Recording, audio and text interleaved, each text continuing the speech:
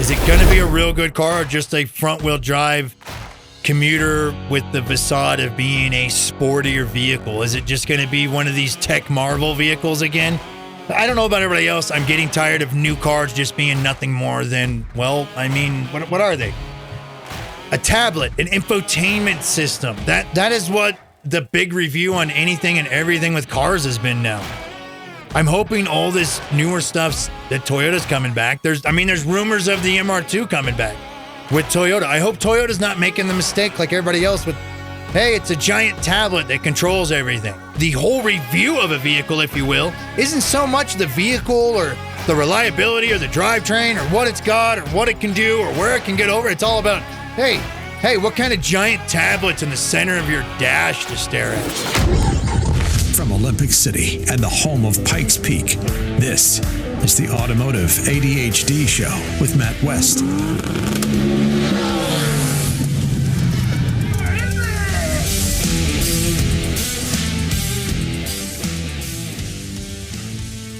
Well, your ears do not deceive you. I'm Jim Miller, I'm just a guy, and this is the Automotive ADHD Show. Adam West is out east, and I'm going to be in here kind of filling in as a substitute teacher. So don't adjust them dials, don't change the station. Just keep it up. We'll see if Matt made a good decision trusting me to be here today. Now remember, be gentle on me, everybody. This is my first time ever hosting anything by myself, especially on the radio. Matt put a lot of trust in me, so that means he puts a lot of trust in you guys. So here at Automotive ADHD, we usually kind of started off with a little bit of what's been going on in your world with cars. Well, my world with cars has been just driving a few of when the weather's been real good. It's been real nice for the winter, honestly. It's been pretty warm out here. We've had a couple of snowy days, but really nothing that's been keeping me from driving anything I want to drive. And, I have a lot of right-hand drive imports. Not a secret. It's pretty well known at this point that I am quite the car enthusiast, especially with the cars from Japan. So the drive-through with the right-hand drive cars, the import cars from Japan, it is a very interesting endeavor. I see a lot of people do a lot of different things. I'm actually very, very, very simple with it. But you'll see a lot of videos, a lot of people, they go, I'm going to go backwards. I'm going to go mirror it all the way through, stare at other people in line, order my stuff because I'm on the right-hand side coming to the drive-through, not the left-hand drive.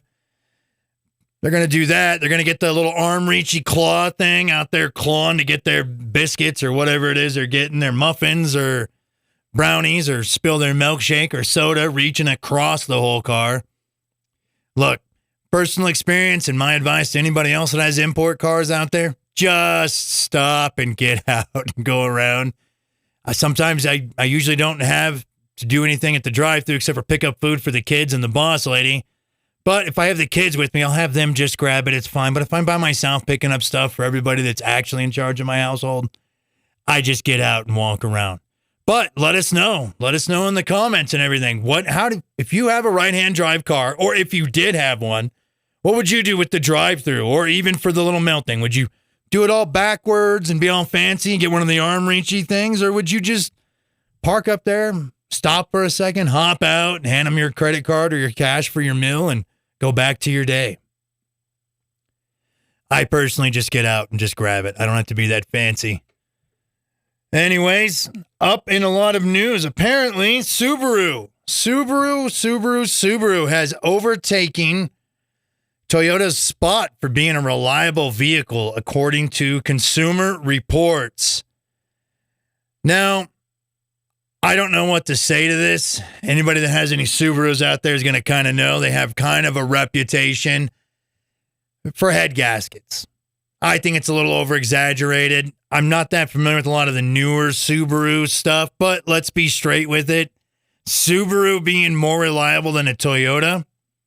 Look, if I thought Toyota's reliability was ever going to be overtaken, I would have thought it would have probably been with, I don't know, a Honda. Or they would have been like, oh, well, it's Toyota's fancy luxury company, the Lexus. The Lexus overtook it. But Subaru? That's who overtook Toyota. It's a Consumer Report survey, it says on here. Driver survey. Respondents have ranked And it says Subaru. This is according to Consumer Reports, ladies and gentlemen. A relatively small Japanese manufacturer, yada yada, something with the EVs, hybrids, and other. I don't see it. I do not see Subaru being more reliable than a Toyota, or even a Honda for that matter. You're crying out loud. I don't even really like Hondas that much, but even I can see the reliability of a Honda. But we have to remember a lot of these Consumer Reports are what? They're surveys. I don't know who they surveyed. It's like they surveyed 12 people that were out in the middle of Boulder or something. What do you drive? What do you think's more reliable? What would you get? Yada, yada. I want to actually see what some of these questions may or may not be with this. Like, how many times do they buy one? Do they only run a Subaru for a year? 2 seasons? 1 winter, 1 summer? Oh, it didn't break down on me for having for the first couple years. My vote's still with Toyota. And I think if anybody ever actually truly takes Toyota over on reliability, it's going to be Honda, not Subaru. This is not a very good look. So I don't know if they need to get more people doing these surveys. I don't know if the surveys got to be getting out there to more regions or areas. I don't know. I don't really believe it personally myself. It just doesn't seem like it's going to be a very accurate. It just can't be accurate. There's no way that a Subaru is more reliable than a Toyota. And Toyota's been on top. As far as Consumer Reports has been, Toyota's been on top and been like the king of reliability. Let's see what it says here on any of it. Let's see, Toyota. It talks about Toyota's luxury division and Toyota being number 1 for a very long time. Talks about how reliable the Toyota 4Runner is on this thing. They're talking about it in the Consumer Reports, talking about the Toyota being. Let's see. I'm not seeing it. It's Motor Biscuit, by the way, is the reference for this. This article's written by Kristen Brown. I'm still not seeing it. I mean, most of this article is just talking about how great Toyota is when you really get into it. Then it gets into the Consumer Reports part. So, man, Toyota's second place. And apparently they do the Toyota and the luxury brands. So Toyota and Lexus together is one whole thing. So they put them together. It doesn't become separate with the luxury brands, according to this Consumer Report. But yeah, Toyota and Lexus is number 2. Subaru is number 1. See, Subaru's been in the top 5. We understand that Japanese brands. I don't know. I'm kind of starting to think this old Consumer Report here is a little bit grimy, right? As the Australians would say. Fun fact with Subarus, if anybody was ever wondering, I actually, as a kid, when I was little, thought that Subarus actually came from Australia because of the old Australian Subaru commercial. I always thought that was kind of neat and interesting. I swear I thought it was a Subaru brand. Subaru was a brand from Australia, not Japan. I learned it wasn't because I got to go with some fancier people than I was to a 1999 big car show in San Francisco. But yeah, this Consumer Report, this whole article is just talking how good Toyotas are, how great they've been. Not a lot on here. How undefeatable. It doesn't matter which Toyota, from the Tundra to the Crown to Priuses, Corollas. Let's see. There's just not a lot on here. The big 2025 Subaru Forester, I guess, is their big flagship for this year. I just don't see it. I think if I had to make a Consumer Report top 5 list, it would definitely be probably Toyota, then Honda, and obviously keeping Toyota, Lexus together, keeping Honda and Acura together. So those would be my top 2. I don't know if Subaru would even make my top 5 if I really had to say it. And I've owned Subarus before. I was a big WRX STI guy for some time. And I've had Hondas before. Don't really like the Nissans. I don't find them to be that reliable since the 90s. Yeah, there's just not a lot on here. I don't think let us know what you think. I don't think Subaru is the most reliable vehicle there is. I think this is a terrible consumer report. I don't know who they were surveying. Everybody else must have been at work or something when they were doing it. I don't know. I'm not sure. But I don't think it's very good. I think Subaru is not the most reliable vehicle. My vote right now is honestly straight for the Toyota, the Lexus. Then I would shoot for Honda, Acura, maybe throwing a Nissan in there.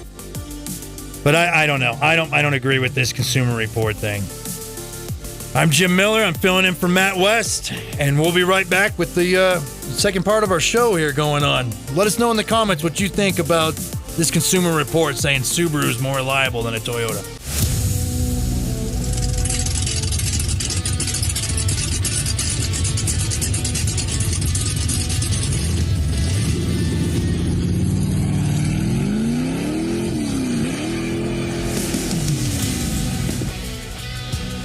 Well, welcome back. I'm still Jim Miller. I'm still just a guy. Matt West is still out east, and here I am substituting in here for the show for him.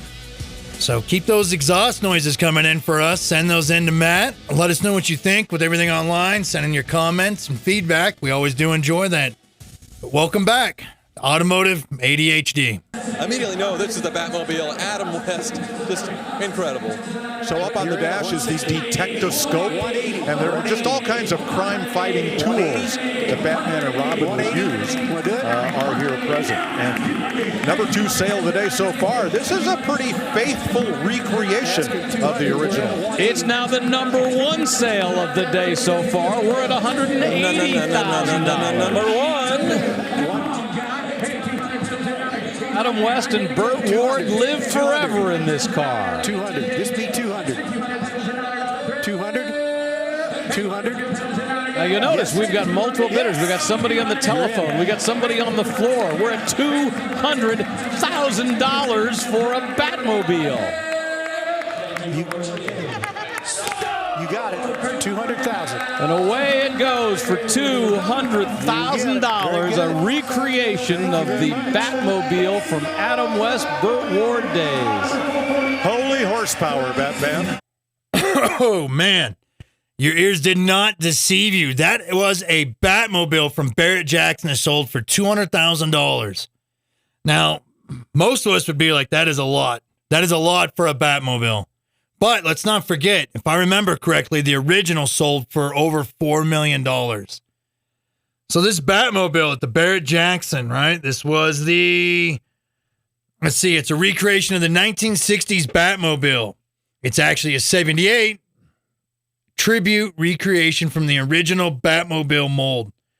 It was a George Barris fiberglass mold of the original Batman number 1 vehicle, which means the main show, because we all know the Batman 60s series, it was a show with Adam West, Burt Ward. So this was that's insane though to me to build a replica of a movie car and for it to sell that much.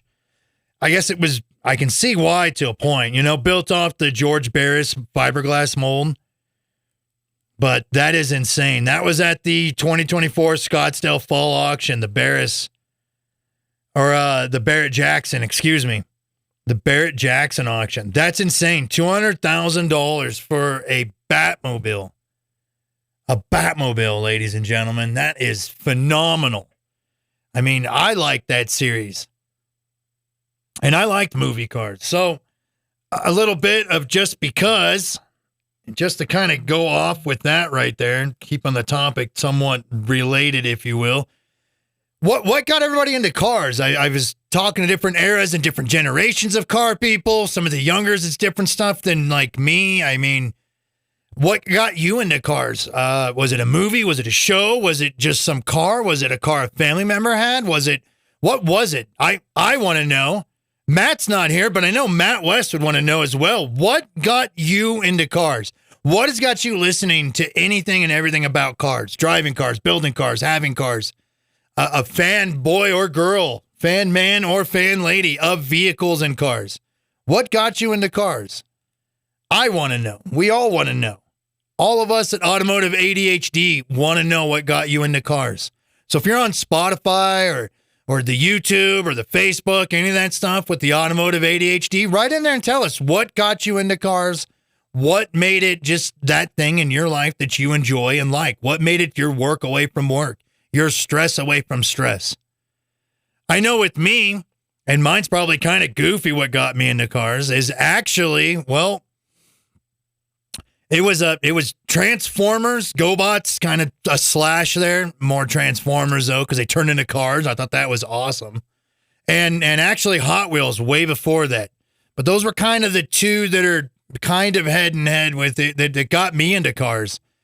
I mean, I grew up pretty poor with not much of anything, but when I was a kid, I mean, you could go play in the gravel somewhere or in the dirt somewhere, and you would find a Hot Wheel. There would just be a Hot Wheel or a Matchbox car, too, if you will, or one of the real janky, this is going to date and age me, but the old cannery store janky versions. You'd always recognize it because at the bottom there'd be like a little tab that would hold a little wire axle on, and you could push it up and move the wheel off and on and stuff. It's kind of cheesy to remember such strange and obscure details from your life, but the Hot Wheels or Hot Wheels style type cars is what really got me initially into cars because it was just everywhere. It was just everywhere. My father, I'm adopted. He was into a lot of like Camaros and GTOs and stuff when he was growing up and doing a lot of car stuff. Growing up, we had a lot of like old Ford pickups, old Chevy pickups, a lot of the first era of Toyota pickups, more of the 70s ones though versus the late 60s. But yeah, Hot Wheels is what really got me into cars, and the goofy little Transformers. Yeah, Transformers. I don't know if anybody even remembers that stuff or not, but the building of, a guy into a car and then back to a dude, and then it got popular, kind of thing. And it's like the Optimus Primes and all that. So, heck, there we go. Mattel can sponsor us because we liked Hot Wheels and Transformers, or I did at least. But Hot Wheels, I just remember being a kid and there would always be Hot Wheels somewhere. Go to laundromat, there'd be a Hot Wheels somewhere around in that laundromat. Not always in good condition. A lot of times smashed or broke. Just the car stuff was different. When I talked to some of the younger kids about it, or different eras of car people that are younger than me, some of it was the magazines too. Like there'd be magazines we'd get, like Super Street, and some of that got a lot of people into cars. Some of the old custom car magazines for like building these custom kind of, I don't know, the real long-nosed 20s, 30s looking vehicles that were all custom with the wavy side fenders and stuff. People were telling me that those custom car magazines, the lowrider stuff, the lowrider magazines with the trucks and the cars. Some of the even later than that, which is, both these are a little bit after me, was,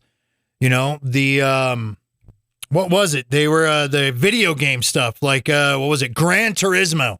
I hear Gran Turismo was a big part of some of the younger kids. Well, I call them younger kids. I mean, they're probably in their 20s now, at least. But that was a lot of what got them into cars, just video games alone. It's just phenomenal, the different aspects of what got a lot of what seems like kind of broad strokes for getting people in different generations in the vehicles. I mean, I don't know. With me, it was Hot Wheels and Transformers. You let us know. You tell us what it was that got you into cars. Because, we want to know what it was that got you into cars and what made you think it was a good idea. Because let's not sugarcoat it. It is an expensive habit, if not hobby, to have. So we know that Hot Wheels and Transformers was my thing. Well, GoBots, and then any Hot Wheels size styled car was mine. So that's kind of about what got me into cars. But let's look at some of the new stuff coming out. We got some new vehicles, it looks like, coming out from my favorite company, good old Toyota. Good old Toyota. We have, what do we got coming out? We have the newer Land Cruiser, 4Runner, and it looks like a GX as well. So I guess, from what I'm seeing, see what this article here has to say about part of it here. Matt's usually doing the article part, looking up the stuff, showing me, talking about it. I'm not the fastest or the most tech-savvy person you've ever seen. Not by any means. I'm actually just a hair above being a caveman at this point. So it's looking like the 4Runner and the Land Cruiser, they're pretty much kind of the same thing, but there's kind of a flip-flop going on with this. The newer 4Runner seems to have the third row seat. The newer Land Cruiser does not. That's kind of weird because the Land Cruiser's always had those drop-down little seats, those drop-down back seats for the third row. And now the 4Runner's having that is what it looks like. But the Land Cruiser's not? Okay, that's just odd to me. And then it looks like the Land Cruiser is going to be what? It's going to be a 4-cylinder. Is this a 4-cylinder hybrid? Is that what it's saying here? And then you get the V6 turboed in the 4Runner. What? That just seems really, really, really odd. Why would the 4Runner now have... Yeah, so the 4Runner has the third row seat. The Land Cruiser does not. What? I don't know. Anybody that's familiar with Land Cruisers and 4Runners, they'll kind of see why I'm a little bit... I almost lost my concentration on it just perusing through part of this article about it. And then what? The Lexus version has a third row seat, and it's really just kind of fancier inside. It looks like more leather and infotainment stuff. Look, I don't know. I like the old Land Cruisers personally. They got the 3-row seats, the little jumpy seats that fold down in the back. I also like the Lexus, the GX 470s. I have one personally. I like that. I like the older 4Runners. I'm not really upset if the newer 4Runner has a third row seat. That's a good option. I think that's a good thing for the 4Runner, but it just seems real not 4Runner-ish. So, I don't know. Give us your thoughts, your opinion on it. It's a little weird. These seem like companion vehicles now at this point. Almost different option styles and versions of the same thing. So, is the Land Cruiser still going to even be relevant? Well, we're going to go to a break right here, and we'll be back to the Automotive ADHD show. 'Twas the night before Christmas when all through the house not a creature was stirring, not even a mouse. The children were nestled all snug in their beds, while visions of turbos danced in their heads. When out on the lawn there arose such a clatter, That was awesome. I sprang from my bed to see what was the matter. When what to my wondering eyes did appear but a Mark IV Supra with boost to hear, and a little old driver so lively and quick, I knew in a moment he must be Saint Nick. And then in a twinkling I heard the tires screech, the prancing and pawing of each horsepower. Down the track St. Nicholas came with a bound, a bundle of parts he had flung on his back. He spoke not a word, but went straight to his work, and filled all the stockings with speed parts and more, for the children would not have to return the core. He sprang to his Supra, with tires to roast, and down the track he went making the most. With 40 pounds of boost on tap he tore, knowing the children would soon have more. Saying Merry Christmas from the Automotive ADHD podcast.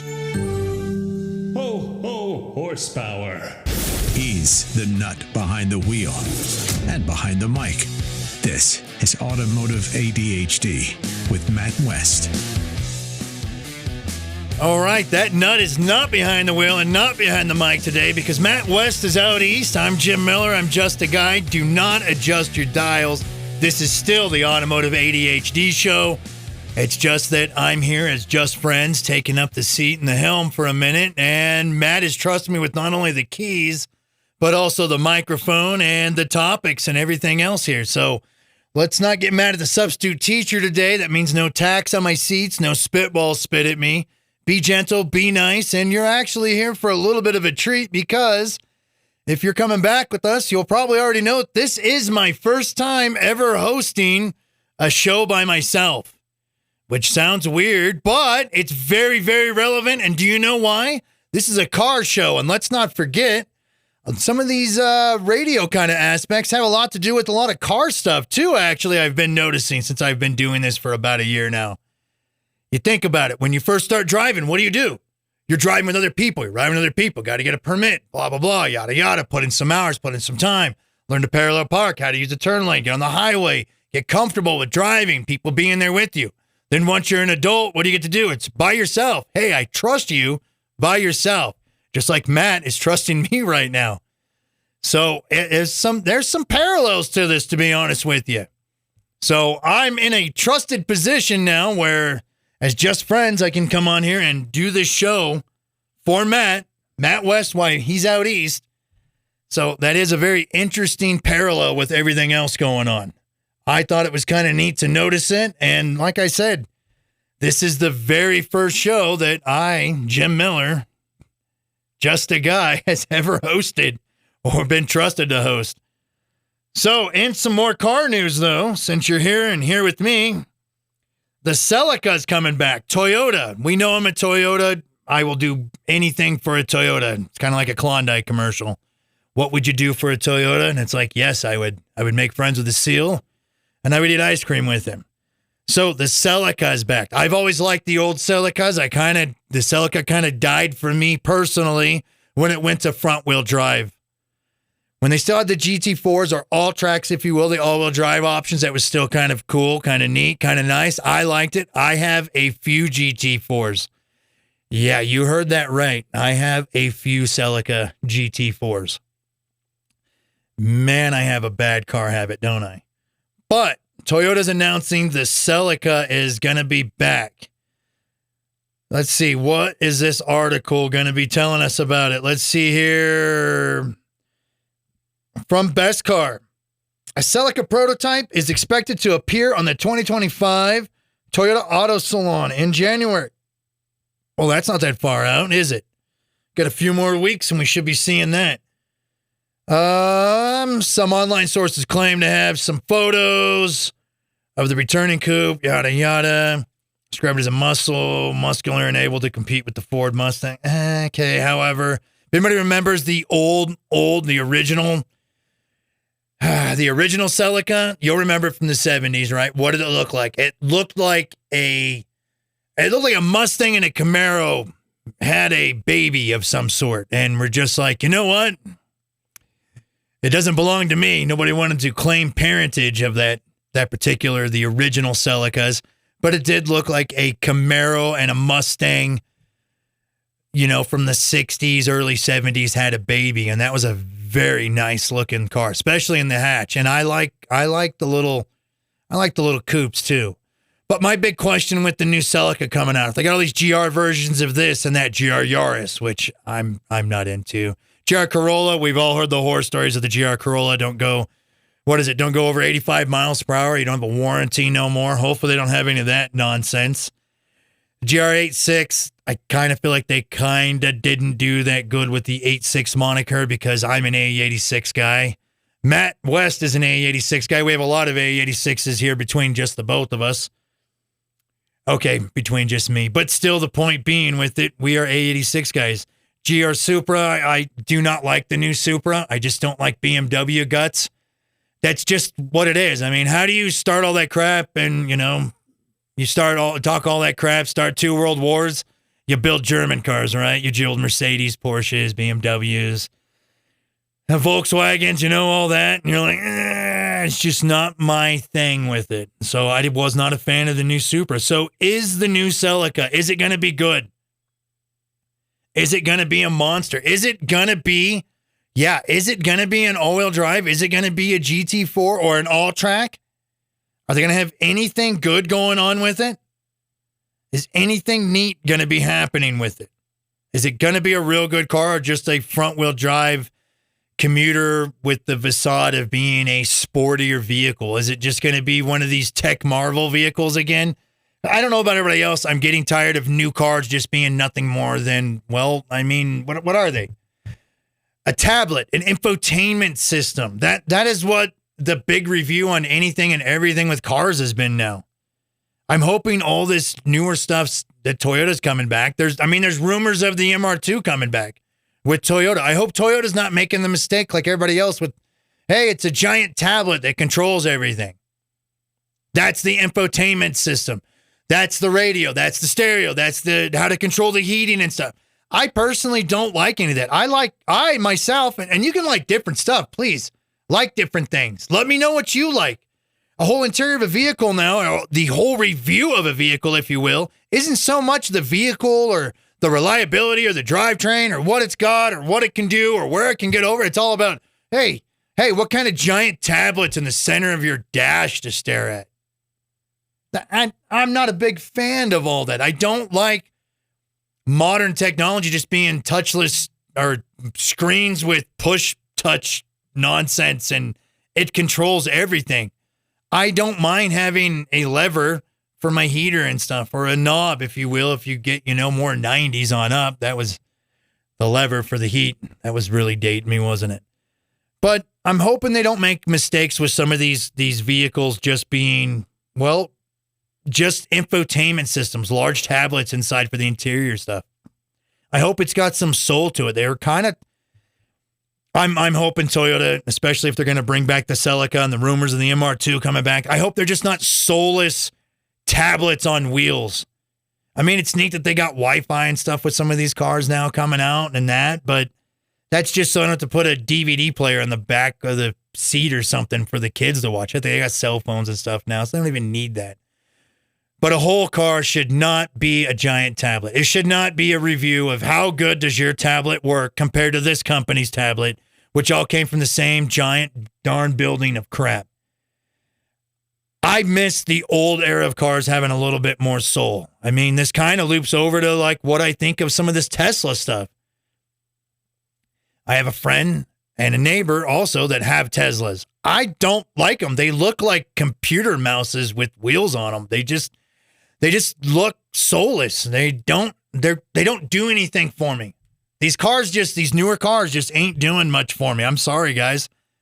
When it's just a tablet, a touchscreen, and it just is a soulless looking machine that has limited human interaction, it just doesn't do it like I don't feel connected to it. I don't feel like there's any soul to it. I don't feel like anybody even really cared when they designed or built a lot of this new stuff. So I'm really hoping this next set of cars that's coming up just around the corner for our, 2025's around the corner. I mean, I'm hoping they're good cars. I'm hoping there's some soul brought back into it. I hope the new Toyota Celica, I hope it's got some soul and it's got a little bit of umph to it. There's supposed to be a new Supra coming out too. Same thing. I don't even care if it's a car brand I don't like, okay? But just a little bit of out there for everybody with the cars, all these car companies. Put some soul into it. Put some effort into it. Put some care or concern. Make me a non-soulless machine. All right? What do you guys think? Is everybody else out there kind of getting a little bit tired of, hey, the whole interior is a giant tablet.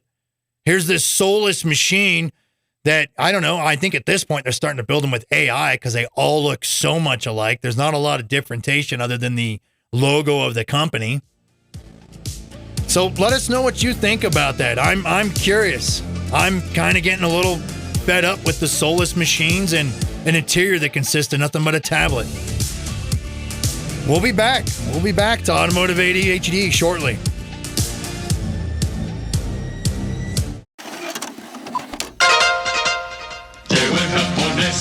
Toyota Corolla, bonito como el sol y jala como un campeón. Tracción delantera, independiente suspensión. Toyota Corolla, llegó el japonés. Toyota Corolla.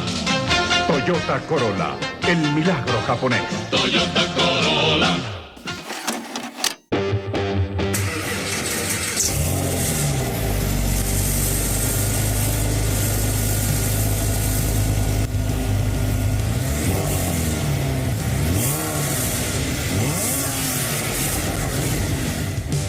Ooh, we know what those sounds are, don't we? So those sounds, those startup exhaust sounds, the sounds that you, the people that even make the show possible, send in. Christmas is coming up. Kind of a little touch and a bass. Let my people build. I think if Jesus was alive today, he'd be a car guy, and that's what he would say. I'm pretty certain I'm right. So if you were here for part of the last segment, I'm Jim Miller. Matt West is out east, and I am substitute teachering for him today. So, this is my first time ever hosting any show by myself, and it is what it is, and we're doing this. We're making it happen. So, welcome back, everybody. So, if you were here for the last part, you would have known that before the break, I was discussing how most cars have become nothing more than soulless tablets on wheels. And I just don't really care or like for that. And I do want everybody else's feedback on that just a bit. And let us know. Let us know what you think. I also think with it, it's just a tablet on wheels and so soulless, it's annoying. Where's the rest of the car? Give me some substance. Give me a bit here. Give me some stuff going on. Oh, so in other car news, though, we got what? Nissan's not having a very good time. Nissan is definitely not having a very good time. Apparently, they're about to go bankrupt. And what are they saying? There's 18 to 26 months or so. We're getting different reports and different people are saying different things, this and that. But let's really be straight with it. Nissan, what's the last thing they did good? The GTR? Was there good thing they did? I think those diesel Titans were okay. I'm not real sure. I'm not a big Nissan guy. I do appreciate a lot of their older 90s stuff. I mean, they've had Skylines, GTRs. I mean, from the 90s on back, they seem to make a lot of pretty good stuff, well-rounded stuff. Never really liked the Sentra, never liked the Nissan Altima, none of that stuff. That's just not my shot of whiskey. It's front-wheel drive stuff. It's fine. But it's looking like what? Honda might be coming in to save the day? Honda might be buying some shares. Renault shares, I think, is who it is. Let's see. Nissan Motor Co. It's fighting for its life again. This isn't the first time that they've been close to bankruptcy. This does not mean that Nissan will disappear and go away forever. After weak sales in the U.S. and China, triggered huge losses. That left top brass with little choice but to cut jobs. So they've been cutting a lot of jobs over there at Nissan. Let's see. According to the research, Nissan market share is at its lowest level in the past 5 years, sitting at 5.6%, a 1.9% point drop within the period. It just sounds bad for Nissan. I think Nissan's selling off its shares of Mitsubishi. I can't remember the exact percentage, but they own, I don't know, I think it's like 12 or 15% of Mitsubishi. They're going to sell that. They laid off a bunch of workers at Nissan. They're trying to really cut back. It's looking like Honda might come in and kind of save Nissan, but what does that mean, really? We could be speculative all about it all we want right here. We could be just saying the what ifs. What if Honda comes in and saves Nissan? Does that mean Nissan will stay Nissan? They'll stay separate, but Honda will just collect off the Nissan name? Or does this mean that Nissan would be just absorbed into Honda and turn into a subset of Honda? Where it's like Honda, Acura, Nissan. I mean, what could happen with all this? I don't know. I don't think any of us know. We know it's not the first time Honda's had Nissan's had a bad time economically speaking. So it could be almost anywhere with that. Let's hope. Because I don't like seeing car brands go away. It starts to really let me know my age, my date, my period of time I'm from. Because if I can start saying, I remember when Nissan was around, it's like right now saying, well, I get to already say, I remember when Datsun was around. So I guess I just have to do a Datsun thing again. I'm hoping Honda comes in and does save it. I guess I wouldn't really have a problem personally if it was nothing more than the, Honda, Acura, Nissan. Infinity, I guess. I guess that's how they'd put it together, right? Who knows? I do have to say, though, all the Z cars are great from Nissan. They are. Datsun, Nissan, all the old Z cars. Heck, the 180s and 240s and stuff, they're good cars, too. I mean, Nissan has some good stuff. Just not my shot of whiskey, to be honest with you. I kind of think that what might have killed Nissan was, let's see, they were having the new Z, right? The new Z was coming out. They were talking, $30,000, right around this price range. You can get a manual transmission, what was it, V6, twin turbo, blah, blah, blah. You're like, wow, forced injection, rear-wheel drive, a Nissan, $30,000. But it turned out just like the Supra stuff, right? Overpriced, dealership markups, a whole bunch of extra stuff. And that's another thing I think killing some of these companies, this dealership markup on particular models and makes. It's just insane. That should never, ever be a thing. So if you're out there purchasing these vehicles with the markups, I have to say, I think in the words of Mr. T, I pity you, fool. Right? I pity the fool. This is just ridiculous. Don't be an idiot. Don't do that. That's the dumbest thing I've ever seen. I'm going to go pay a whole bunch extra for a car because a dealership said so. If you guys just don't buy them, these dealership markups go away. That's what ruined the new Z for me. I was actually interested in buying one. Then it's way overpriced. The Supra stuff, I wanted to check it out. Same thing, way overpriced. You know, it's just these dealership markups, I think, help kill a lot of these car brands. So when a car brand does come out with something that's worth a shake, the new Z was worth looking at.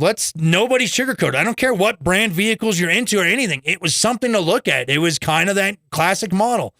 Manual, rear-wheel drive, forced induction. Let's go.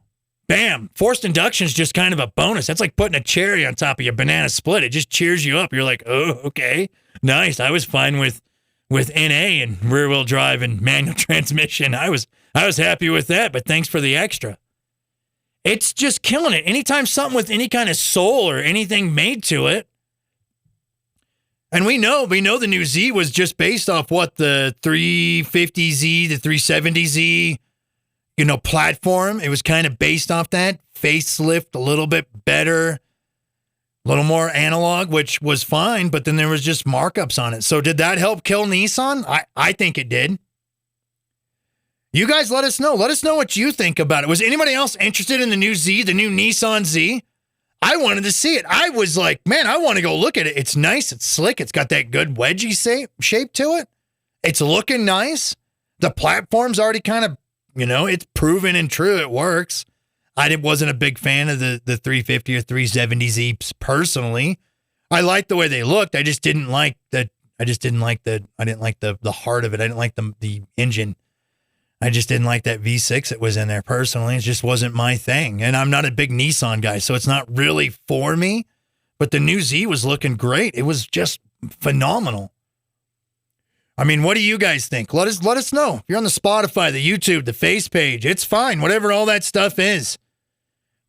Right. Tell us. Tell us what you think. Am I all by myself with this, thinking that some of these dealership markups probably killed a lot of these cars?